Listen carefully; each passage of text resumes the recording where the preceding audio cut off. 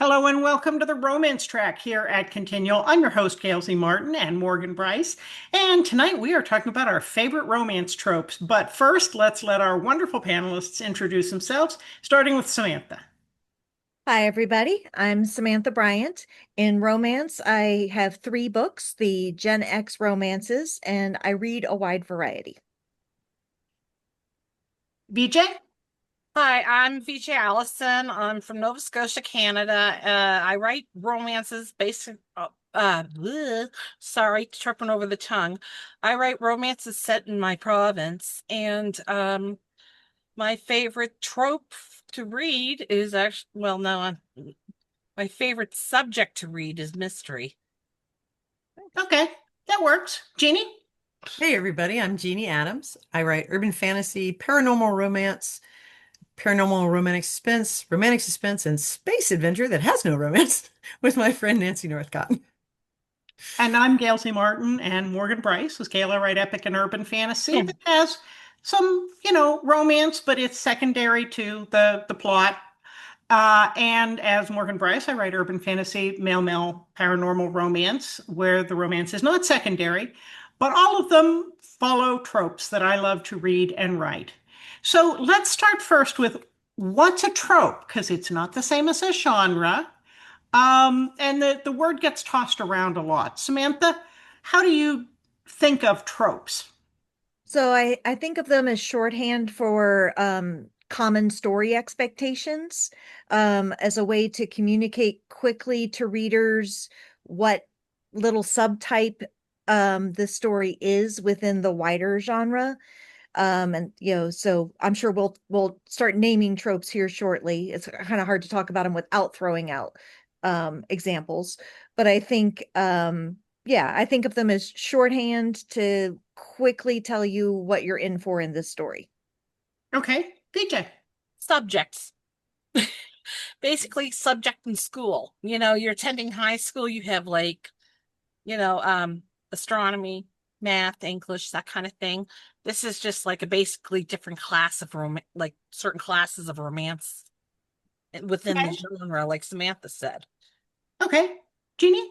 What they said. I mean, I love what Samantha said about it being shorthand because it is a wonderful It is. way to quickly inform readers, like you said, what they're in for. Like, whatever trope that they happen to like, they can go and look up that shorthand and be like, oh, this is this kind of romance, and therefore I know I'm going to like it. And so it's a way to get a reader to look at potentially your blurb and become a buyer because you're writing something that they know they're going to like. Yeah, I try to use tropes when I write my Amazon descriptions for my romance books down at the bottom so that somebody can look at it. And that's different from hashtags, but I'll list the key tropes. And as a reader, if I'm going to read something, I want to read those tropes because they're definitely some things I don't care to read. They don't make me happy, and I want to avoid. There's nothing worse than getting into the middle of a book, realizing it's not going to go the way you thought it was going to. Mhm. Yeah. You know, being disappointed or finishing a book and not liking where it went. Where if you just know up front, that doesn't to me spoil. I would rather have the surprise spoiled by knowing some tropes than get into something and have wasted my time or be unhappy with it. So now that we have talked all around the subject, there are a million tropes to go for. Samantha, give us one and let's, talk it through. In romance, one of the ones I'm a big sucker for is second chance romance. This is probably because I live one. I've now been married for 20 years to a man that I met when I was young, but we didn't connect then, and then re-met when we were in our 30s. And Yeah. so I live a second chance romance. And I love those in other people's romances too. Okay, let's stay on that subject. VJ, second chance romance? One of my favorites. I have one out and I'm currently writing one right now. So, it's just like, especially if they were still in love when they split and circumstances just yanked them apart kind of thing. It, yeah, it's sad. But here's the thing, when they get back together, yeah, there might be a lot of old hurts and stuff drug up, but at the same time, they're able to work through them and become stronger and more solid as a couple, in my opinion. I don't know if anyone else feels like that, but that's just the way I look at a second romance. Plus, it's fun. Okay, Jeannie? I agree completely, and I think there's something wonderful about a second chance in that, and VJ, you touched on it, that it's a healing journey of old hurts or misunderstandings or circumstances beyond people's control, and it allows for new beginnings with a familiarity that of a shared past. And it's always been one of my favorites too, because you have this opportunity to know somebody, but know somebody again. And like Samantha, I'm a second chance girly in real life. So second chance is great. I've been with the same guy since I was 17, so I really can't say much. Same here, pretty much. But yeah, yes to all of that, and I think we like the idea of a redemptive arc in a second chance romance where whatever pulled them apart now, maybe they're older but wiser, or whatever came between them has been solved, and now they're ready to try again. And so that hopefulness of being ready to try again, and like Jeannie said about the healing and the idea of that something that they missed out on doesn't have to be forever. So yeah, there's just a lot going for a second chance romance. All right, VJ, give us another trope. Oh my goodness. Oh, no, paranormal ain't a trope. Secret baby. Okay. Why do I'm you writing like one right secret now. baby? I had to think for a minute. My brain just keeps backfiring. Sorry. That's okay. Secret baby, I love them because um it's another type of second chance, where they have like a baby together and the one person doesn't know about the baby and stuff. So, it kind of like makes someone try to co-parent if both parents love the baby or the child or however old the child is. And then they start, bonding over loving and caring for for their young, church and stuff. That's what I like about it. Okay. Jeannie? That one's always been a mixed bag for me. There's sometimes that writers really pull it off and Mm. I buy it and I'm totally into it and I'm like rooting for everybody.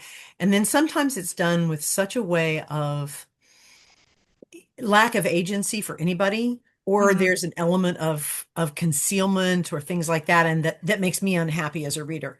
But I have read ones that they're just wonderful and I love them. Mhm. But sometimes I'm a little cautious on that one. I'm with Jeannie on that as a reader, that it all depends on the circumstances. Yeah. And some of them, especially when it's out of the control of one of the parents to say anything, that they're not just hiding it. Since I write male-male romance, that doesn't really come up, but it's definitely You're a hot right. It is topic. harder for two guys to accidentally have a baby. Yeah, It is. It exactly. is. I mean, there could be a dog, but Or sapphic romance is kind of hard to do that too. mhm. Right. Yeah. Samantha?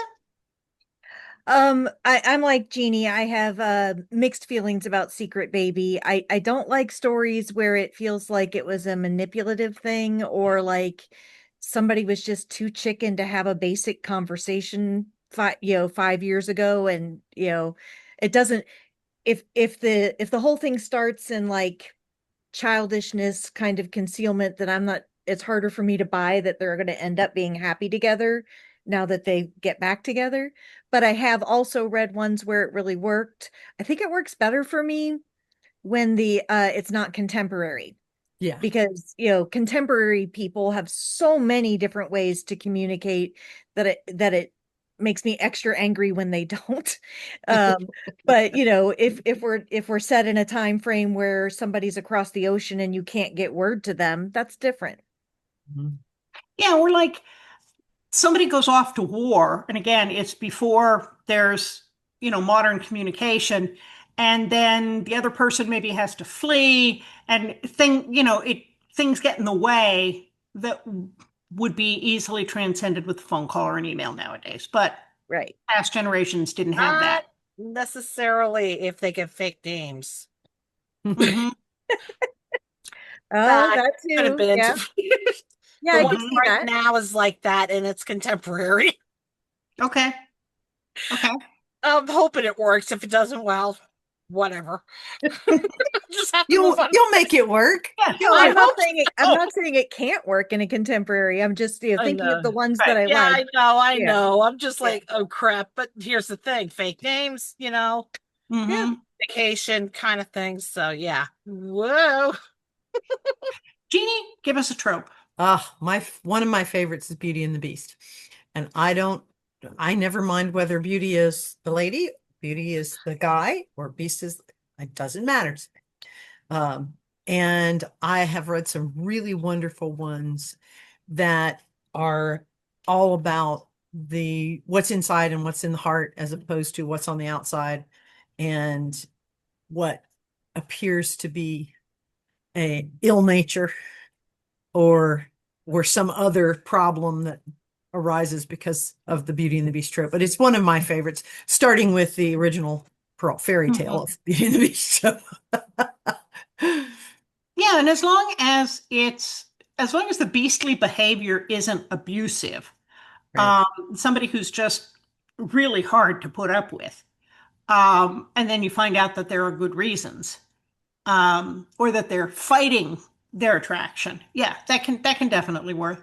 Samantha, how do you feel about beauties and beasts? I've read a lot of them. That's a popular one. I think of all the different kind of fairy tales that keep getting reinterpreted, that's maybe the one that gets reinterpreted the most. And there's got to be a reason for that, right? There's something in that story that's really compelling.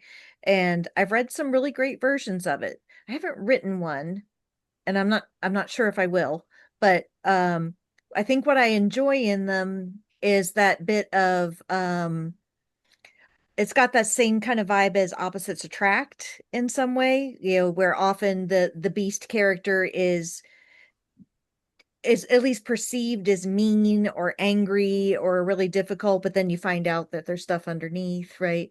And the beauty character is maybe only praised for what they look like, but there's a lot more to them. So there's so much in here that's fun to play with for characterization that I can see why there's so many and why so many of them are good.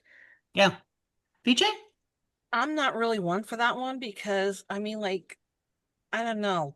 It could be my background, having, you know, crazy household growing up and stuff like that, which I won't get into. It just brings back too many bad memories for me, so That's I try fair. to avoid that one. But I mean, if it's done right, it probably is really good. You know what I mean? Probably you could Mhm. probably get a really good story out of it if you do it right. Just don't make Mhm. him abusive, as you said, Mhm. Gail. Make him like make the beast a good person, but just have him like more standoffish would be better Mhm. for me. Mhm. Other people could just see the person be a little snarky because of circumstances. But yeah, standoffish is as far as I'd go for that one. But that's me. Yeah. Yeah. Well, and kind of adjacent to that is shifter romance and monster romance and all of those things where, I've got a monster romance coming out in August that's part of the Legends series, and my character my character who can shift into the monster can also show himself in human form, but he's really afraid to show that side of himself to the person he falls in love with because who wants to love a monster? And, that can also be true if somebody's keeping the secret about being a shifter, even if they're a cute little Pekingese shifter, it's still not the norm. So, yeah, I think that gets, sneaks its way into other types of plots. But adjacent to that is Grumpy Sunshine. And I've done a number of Grumpy Sunshine characters and couples because that's where you've got the person who's either very analytical or they're afraid to hope or they've been burned before. So they analyze all the things that could go wrong. And then they've got their love interest who is just sunshine and puppy dogs and ice cream cones. And not that Rainbows. rainbows, not that they're naive, but they have a more optimistic view of life and sometimes have hung on to that despite dire things. And I love seeing them play off against each other, and what, the optimist kind of cheers up the pessimist, and the pessimist sort of grounds the optimist if they can do it without harshing each other's mellow. And seeing that dynamic work itself out is a lot of fun to write. Samantha, have you done Grumpy Sunshine? Yeah, a little bit. Especially with the burned before kind of version, right? Where like, Mhm. I've been hurt enough that I'm not interested in any kind of love again, because why would I put myself through that? And it comes off as really grumpy and gruff and quick to judge. But then you find, it's always like that's the first impression, right? But then you find out the stuff behind, the history behind, and that's when I really start to engage with it. And I appreciate that idea of in a relationship, it's good to have ways that you balance and ballast each other. Like, in one of my stories, I've got a line I stole from my grandmother about how everybody needs a balloon or ballast, right? It's finding which thing you need. And that's kind of the heart of Grumpy Sunshine, I think, is something to Mhm. lighten you or to keep you from floating away. Mhm. Well, it can also be, if you have like in a vampire romance, if you've got somebody who has lived hundreds of years, they're they've lost the shine on a lot of things probably. And now they Right. fall in love with a mortal who this is their first and only time around. And oh my God, ice cream. They bring all the joy back in that the other person has lost because of their very lengthy life. So again, it's one of those things that can show up in sneaky ways. BJ? I've never actually done a Grumpy Sunshine. Grumpy, grumpy, yeah. Two parties that were hurt, but well, wait a minute. Yeah, I kind of did with honestly. He was burned really bad. She was too, but she's more hopeful than he is. So yeah, I kind of did do one. But Okay. you know, I mean, it's not exactly what I would call my regular trope to write or read, but I mean, it is a really good trope. Yeah. You know, it is. It can be a fun one to write sometimes too, and read. See how they get along and in life and how they manage to mesh together. It's kind of cute. Mhm. Well, and it can be hard to separate that from like an opposites attract sort of thing Yeah. because the Grumpy Sunshine, Beauty and the Beast thing is kind of close to that in that for whatever reason they're coming at life from different directions. Jeannie, any thoughts on Grumpy Sunshine, etc.? Yeah, I think you've actually hit on an important point is that those tropes can sort of meld together. But I think one of the things that's essential with Grumpy Sunshine is a lot of times it's introvert extrovert as uh as sort of the foundation of Grumpy Sunshine, where that may not necessarily be the case with Opposites Attract or Beauty and the Beast, because so often someone is grumpy because they're introverted, they really don't do the people thing, and they're consistently annoyed that they have to do the people thing. And it's not so much just a general grumpiness because I've been hurt. It's like, don't ask me to people today, right? And the other person, raging extrovert, you know, well, why wouldn't you want to do that feeds you? Why wouldn't you go out onto the convention floor for 12 hours and soak in all the people energy? Because people, that's Nope. wonderful. We love people. And so I think for me, sometimes the fun part of, and I love what you said, Samantha, about the ballast and the balloon, is that you achieve that level or a better level of, sometimes as a raging extrovert, I am one, you learn that you have to take that downtime, you have to take that peace. And if somebody helps you ground and do that, it makes your life a lot better. But until you kind of realize that and experience the grumpy sunshine, introvert, extrovert thing, you might never have done that for yourself. You just burn yourself out running, onto the convention floor. So Oh, I think they're all adjacent to each other and really interesting, but I think that's sort of an element that I think of with Grumpy Sunshine that might not be quite so attached to the other two. well, and I love what you said about the introvert extrovert because sometimes when you don't expect it, circumstances can flip that, where the Mhm. person who was normally the extrovert, hey, it's a weekend, let's go do something, anything, it's a weekend. And the other person, I want to stay home and recharge. Circumstances can cause the extrovert to go, I'm done with the world for right now. Yeah. And the introvert to go, oh, come on. It's a nice day. Let's at least go out. I'm kind of living that right now. Uh, as the as the extrovert turned introvert. And that brings up some interesting dynamics too. So, okay, back to a new trope. Samantha, what you got for us? So one that I think is silly and at the same time I love is fake dating. All those ones where like you have to go to your ex's wedding and you don't have a date, so you end up with some random person who's agreed to pose as your date and then it all turns real. I cannot explain to myself why I love these, but I love even the not that well written ones. That something about it just tickles me. I guess I like the idea that in having to pretend you can find a truth, and they can be a hoot, so far as I'm concerned, anyway. Okay, did you? Those are cute. And I'll tell you something, you can get some real shenanigans out of them too. A lot of laughs, a lot, and I mean a lot of snafus. And I mean, like the really funny ones are my favorite. If it's done like as a comedy, my Hmm. favorite. I did write one that they kind of did it like that just to get a matchmaker off their back. So yeah, that part was fun to write. I admit that. But yeah, just like seeing okay, we'll pretend to date so people just back off and leave us alone, and then seeing them just mesh. It's just like perfect harmony. Just I don't know, it's music of the soul or something like that, I guess. Hmm. Yeah, I wonder if it's like because you think it's not real, your barriers, your resistance isn't up Yeah, in the same way. Yeah, exactly. yeah. Yeah. Jeannie, thoughts on that?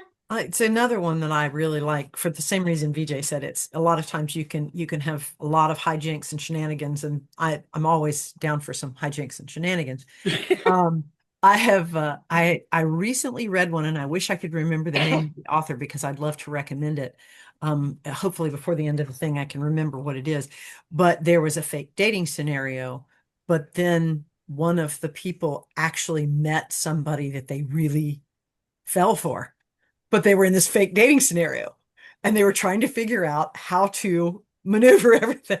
And speaking of shenanigans, and it ended up being really, really fun and very satisfying at the ending, and it was great. But so I think there's a lot of ways to play with it that can be really super entertaining.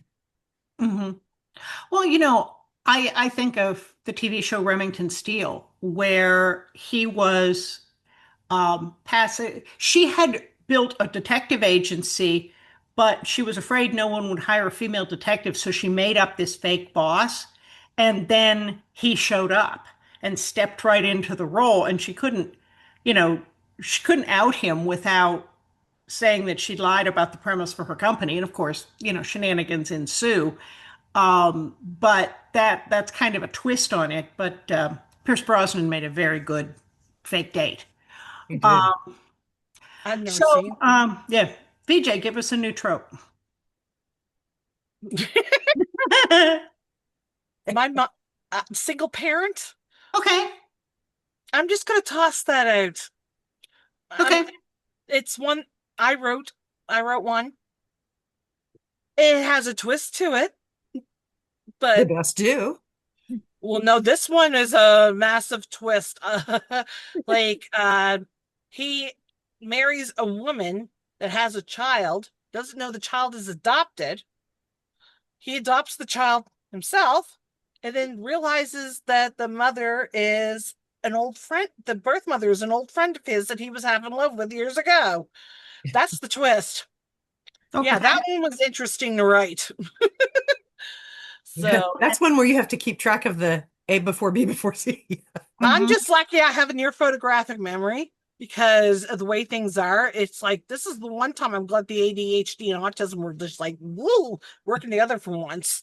Because I'm telling you, that one was really confusing by times. I mean, a lot of people are here, they're reading it. VJ, what? Can you explain this to me? I'm here. Am I going to have to write a blog on who's who in this silly book? So, but yeah, that one was actually a fun one to write, even if it was a bit out there. Okay. Jeannie, any thoughts on that trope?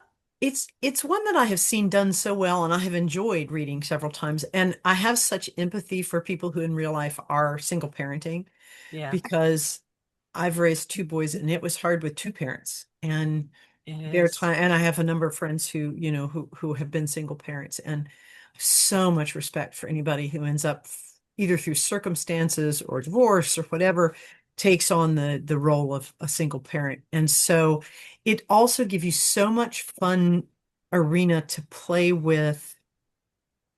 Do I try again? Do I try again and risk my child? Because my Yeah, child is involved in this too emotionally.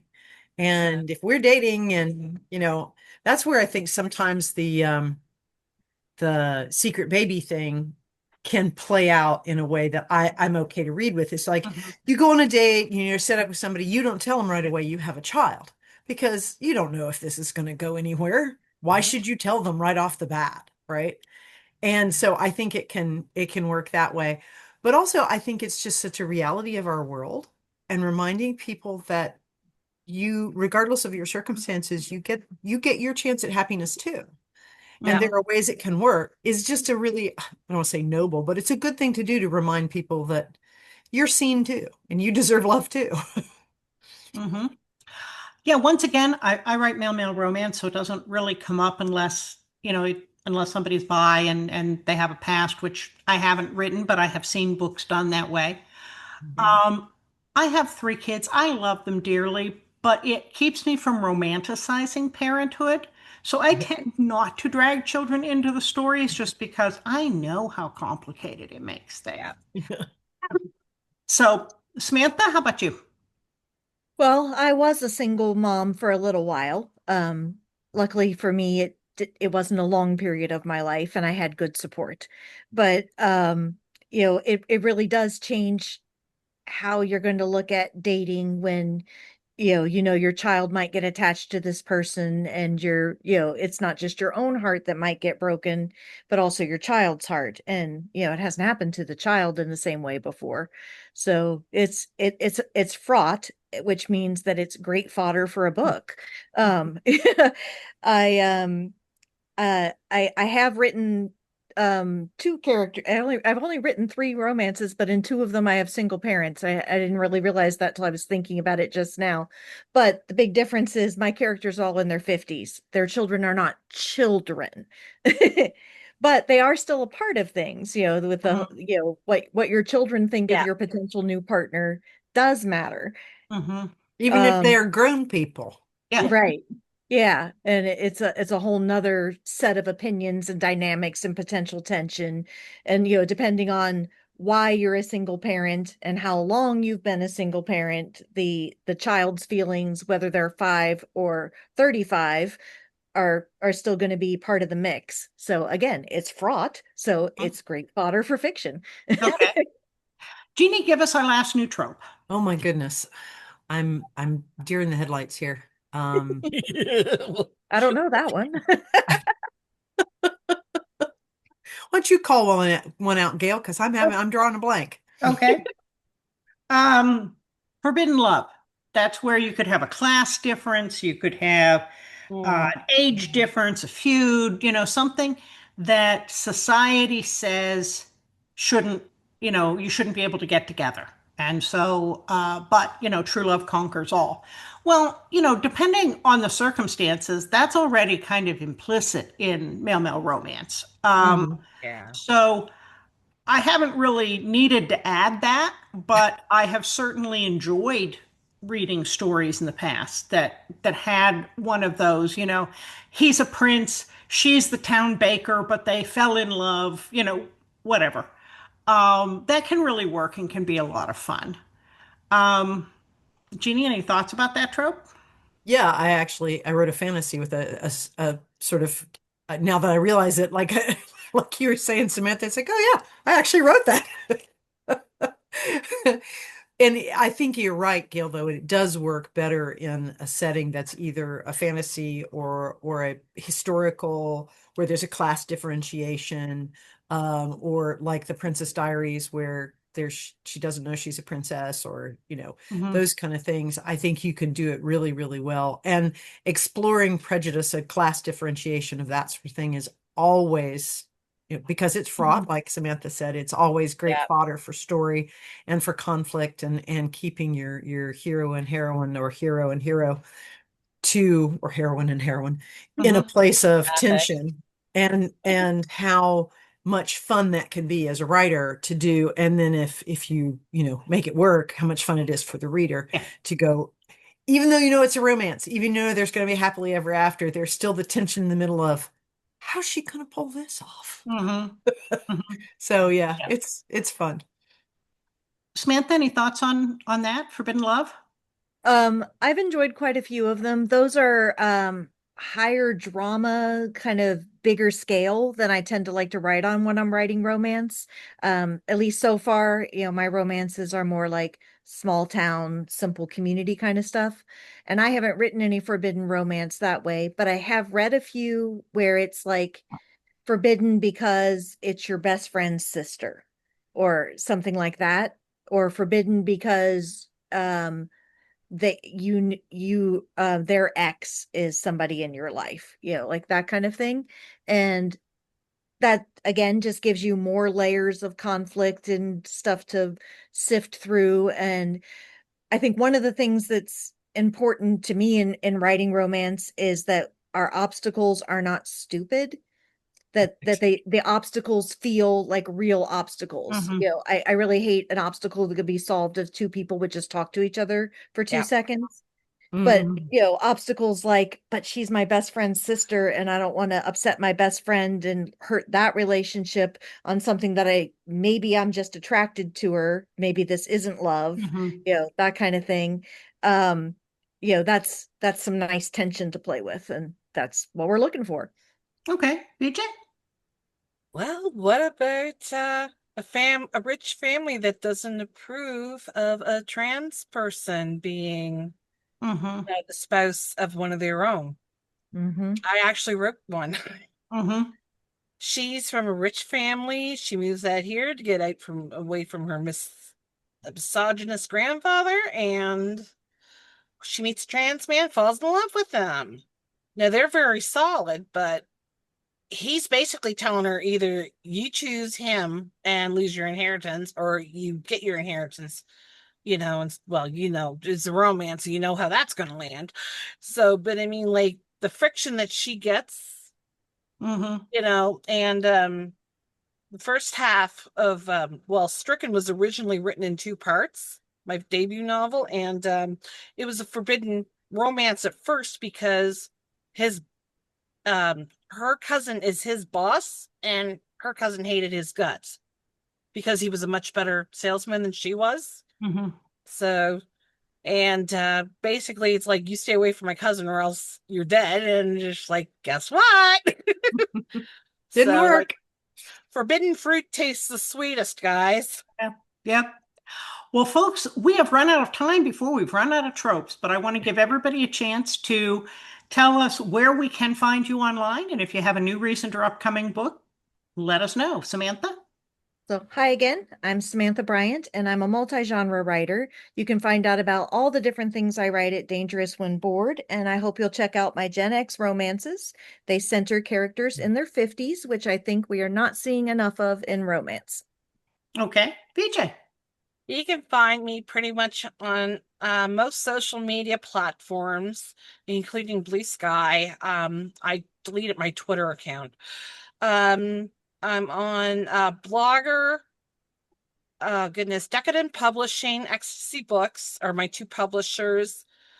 Oh goodness, Instagram. I have a T Public store. My company is called Amethyst Rose Productions, and I do book cover art. I do art, and I'm even trying to get into editing and book uh book blog tours. Very Uh cool. yep. And I am currently writing the sequel to Could Have Been, which is called His Reasons to Fight. It is a second chance secret baby romance. And just trying to think, is there anything else? I think that's it for Okay. me right now. Jeannie? You can find me at jeanneadams.com. I think the website's back up. We've been working on reworking the website, so it's up and down and up and down. But you can also find me here on Continual a lot, and you can find me on most social media under Jeanne Adams. And upcoming release, there should be a couple popping back up that were books I got back from my traditional publisher, and I'm going to upload and those should be coming out hopefully in September. And then in November, I have another short story in the Mercedes Lackey anthology. And this one I think is called Smoke and Mirrors was last year. I don't remember what this one is called. So Okay, very cool. I'm pretty easy to find online at gailzmartin.com, morganbryce.com. If you spell those right, you'll find me on pretty much all the major social medias. As I mentioned, I have Monster Romance coming out at the end of August, Glow in the Legends series. So try them all. They're fun and you'll learn stuff. Um, and then Necessities, which just came out, which is in my Fox Hollow Shifter series. So lots going on, and I'm working on a new Badlands right now. So plenty in the pipe. Yay! Well, folks, thank you so much for a wonderful evening, and thanks to all of you for watching and listening. There will be more romance coming up on Continual, so we'll see you online.